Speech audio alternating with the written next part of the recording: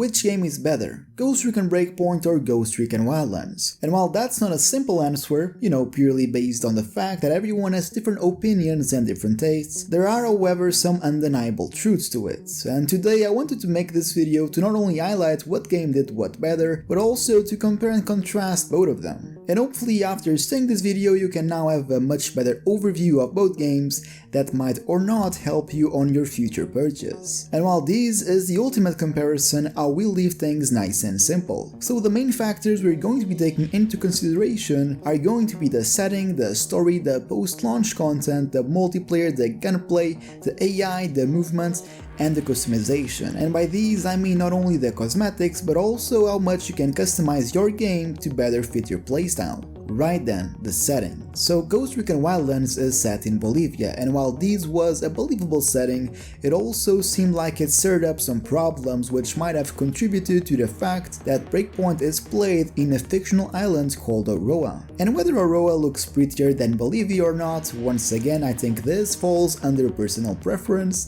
The undeniable truth is that Bolivia is a much better setting. And I'm not just talking about the biomes, for which they are plentiful. You have the jungles, the salt flats, the desert, the snowy mountains, the underground areas, and while this all is awesome, what really sets Bolivia apart is how alive the world is. While crossing the streets of Bolivia you can come across just normal people going about their businesses. Or in the other side of the spectrum you have the cartel doing their drugs and whatnot, the occasional hostage being chefed up right in front of you, or the slaves working on the cocaine. You also have just dead bodies laying around or people getting tied up by their necks, and every now and again you have the war-wrecked villages or the burning compounds.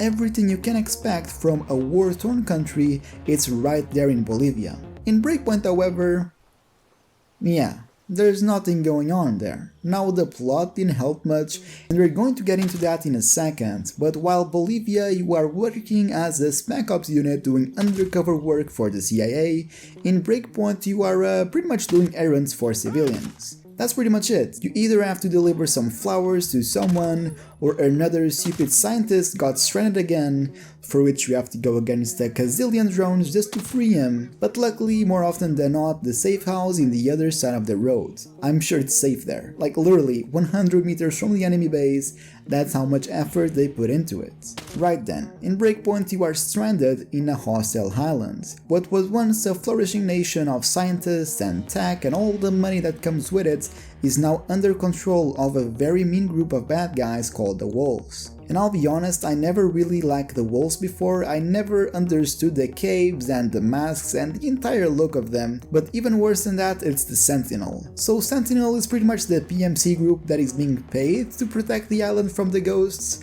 They're like the worst kind of PMCs, they're always bitching that it's too cold or it's too hot or it's too dark, and they always want to get NVGs because once again it's too dark and they can't see anything. But really, even in perfect daylight conditions they are pretty much blind as well. So it's no surprise that playing Wildlands in normal mode is actually harder than Breakpoint in its hardest setting, which in my opinion is the only way you can play the game. If you don't play Breakpoint in extreme mode, you can literally run around and nothing will kill you. A shotgun shot, not even phased. A full squad shooting at you, not a scratch bro. And did I mention that I also added drones and behemoths? You have the winged mini drones, the middle-sized drones with even bigger wings, you have the oversized drones which are the behemoths, and they can be found around the map guarding absolutely nothing.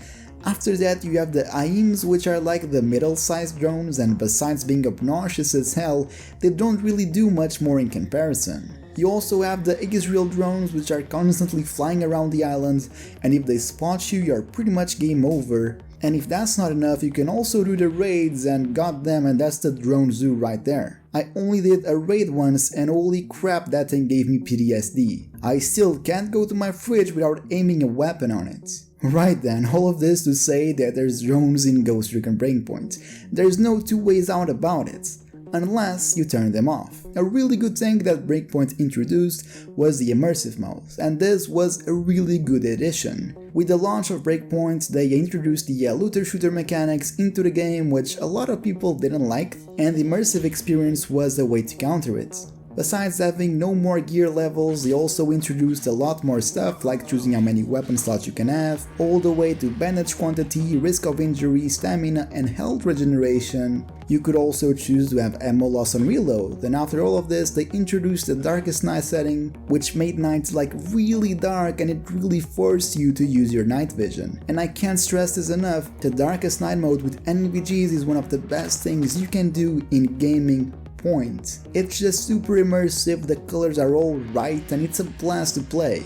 Wildlands night vision, not so good in comparison. You also can change the ammo loss or the weapon slots in Wildlands unless you're playing on ghost mode, but that's a permadeath mode which obviously a lot of people don't want to get into since it's pretty much easy to die there. But Breakpoint also introduced a lot more stuff like changing the helicopter frequency to the point where they don't even spawn. Same thing with the Ezreal drones, but for some reason you can only reduce the presence of the normal drones and not completely take them out, which I really think was a missed opportunity. The game could have been completely drone free, but I guess for plot reasons they still appear in some main missions or in some harder daily missions. And we cannot talk about daily missions without talking about replayability. So Breakpoint introduced the daily missions mechanic, so every day you have 12 different sets of missions that change by district, and after completing them you get some money or some weapon parts to improve your weapons. And while these could be really good, it's the same thing every single day. It's either kill that guy or rescue the other guy,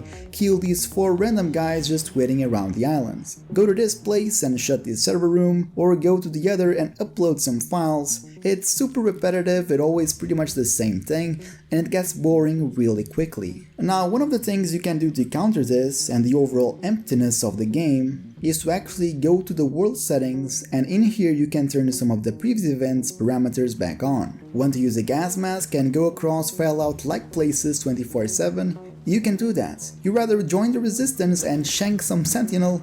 You can do that too.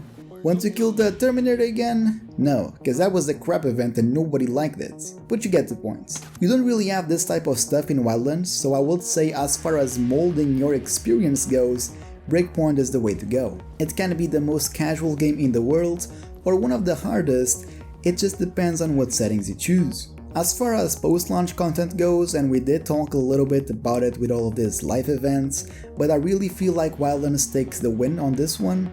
The DLCs are much better. Sure, Narco Road kinda sucks, but Fallen Ghost on itself is more fun than the entire history of Ghost Recon Breakpoints. And then you also add the multiplayer, you could play Ghost War, which was an awesome one, and you can still very much find a lobby or two if you get hit by nostalgia.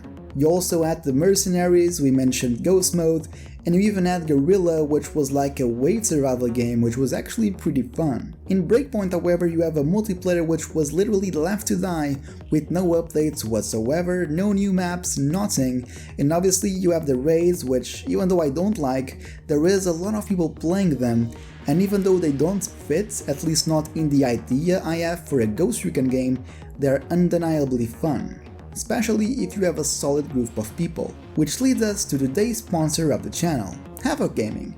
Now this video is not actually sponsored by Havoc, he does not even know I'm doing this, but he has a community of almost 1,000 people on Discord who play the raids on a daily basis. So if you like raids or are simply looking for a group of people to play with, I will leave the channel link on the top comments and you can go from there. Again, Havoc Gaming, a great guy, and he also has some raids up on YouTube. Right then, back to the video. As far as DLCs for Breakpoint goes, I think they're alright. All of them are much better than the main story, even the free ones, and are definitely much more playable as well. We also got word that Karen Bowman is making a return by the fall, which is always good. Hopefully it's a really good DLC. Okay, so what about movement? The movement is an easy win for Breakpoint, the animations are a lot more flush, the crouching is 1000 times better, there really isn't much to go on here, it's just a much more recent game and it shows. And in some weird way, Wildlands feels like a much older game in comparison. The Wildlands movement system just didn't age well, which is a shame considering how much better the rest of the stuff is. As far as gunplay goes, I think this is up to personal debate. In one side you have Wildlands, and I really like the gunplay on this game, The sniper rifles were all decent, they had a bit slower muzzle velocity, but they hit harder and also farther.